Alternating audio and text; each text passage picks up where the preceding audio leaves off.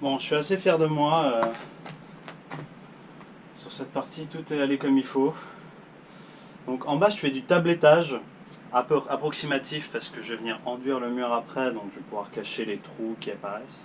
Donc le tablettage, c'est quand on suit, là, on essaye, plutôt on essaye dans mon cas, d'épouser la forme du support sur lequel on vient s'appuyer. Alors la colle un peu dégueu que vous voyez déborder là, c'est ce qui va normalement m'éviter d'avoir à faire des bandes. C'est pas du placo, donc c'est du Fermacell, et les plaques sont collées entre elles. Donc là la colle déborde, faut surtout pas y toucher. Mettre des gants parce qu'à ce qui paraît ça colle du feu de Dieu. Merci pour le conseil l'autonome. Et puis une fois que ce sera sec, dans un jour à peu près, je viendrai gratter avec une spatule. Et ensuite j'aurai plus qu'à enduire quoi. Donc voilà, cette partie là est vraiment chiante parce que le lève-plaque est trop haut. Donc je suis obligé de les porter. Donc sur une plaque comme ça, c'est pas trop lourd, ça va. Mais celle-là et surtout celle-là, quand il faut la monter, la descendre, la monter, la descendre, la monter, la descendre 10 fois pour ajuster ce qu'on a fait, c'est assez chiant. Il reste plus qu'à continuer. Allez.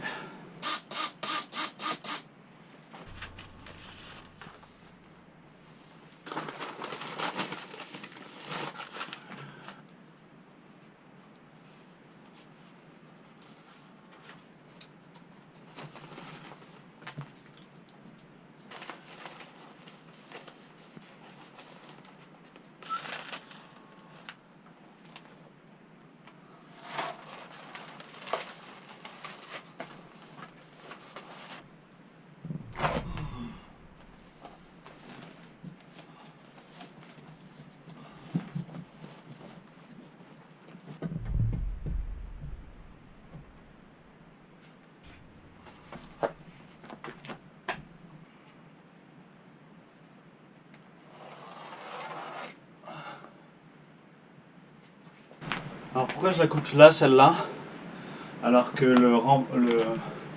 la fourrure se trouve un peu plus bas? C'est pour être au même niveau que l'autre côté, parce qu'après ça se rejoint. Donc j'ai pas envie que ça soit un peu le chaos. Donc je mets tout au même niveau. Et si jamais je tombe pas pile poil sur une fourrure qu'on voit plus là, j'en remettrai une en renfort qui reposera sur rien entre deux plaques, histoire qu'il y ait un peu de rigidité. Mais sinon tout le reste ça tiendra sans problème. Alors il faut faire plus. Normalement il y a un cutter spécial, mais un cutter classique ça fonctionne bien. C'est beaucoup plus costaud que du placo, donc il y a plus de passes à faire. Et c'est pas un recouvert de feuilles de papier, donc il faut y aller.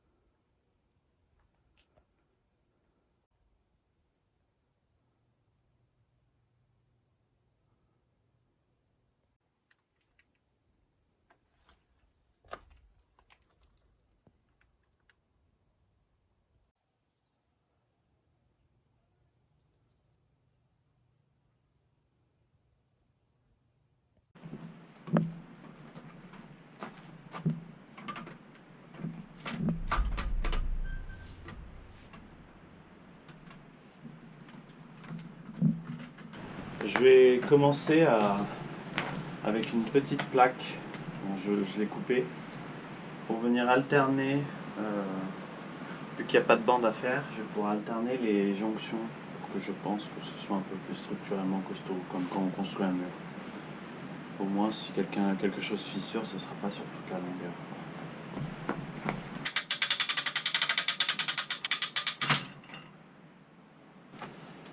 Pour faire le tablettage, je me suis construit un outil un peu à l'arrache, avec une pseudo-pointe, un endroit où insérer le crayon, et je vais pouvoir suivre la bordure du mur approximativement.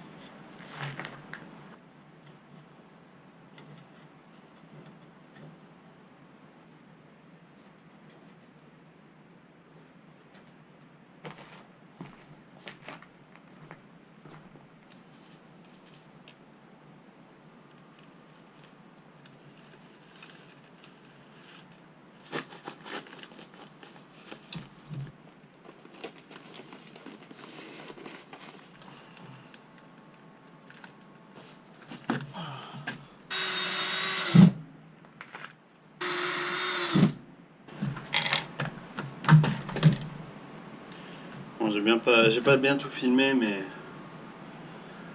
c'est bien chiant et laborieux.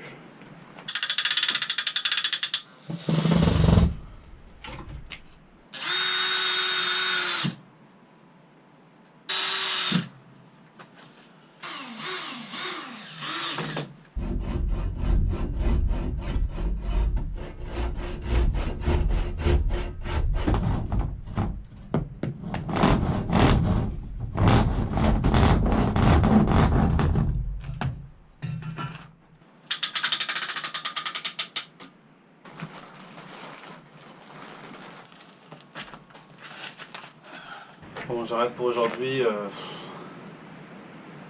Honnêtement, je fais un travail très médiocre. Je suis pas très satisfait. C'est aussi dû à la manière dont j'ai raillé.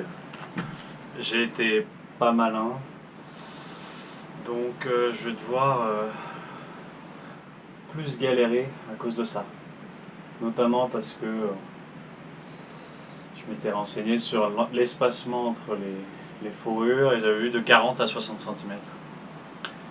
Ce qui est vrai, mais en fait, il vaut mieux le faire du multiple des plaques qu'on va mettre.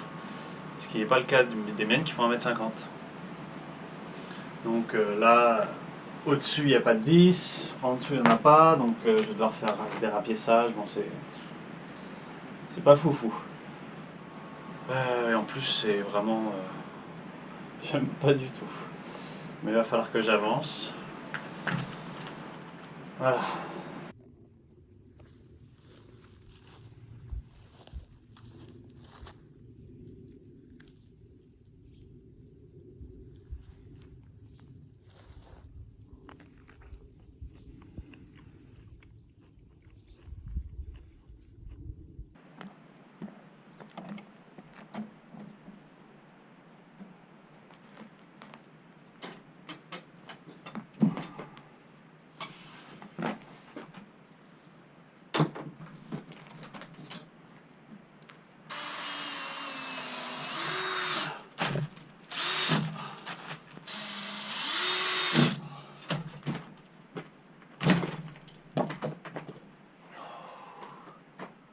Fais chier!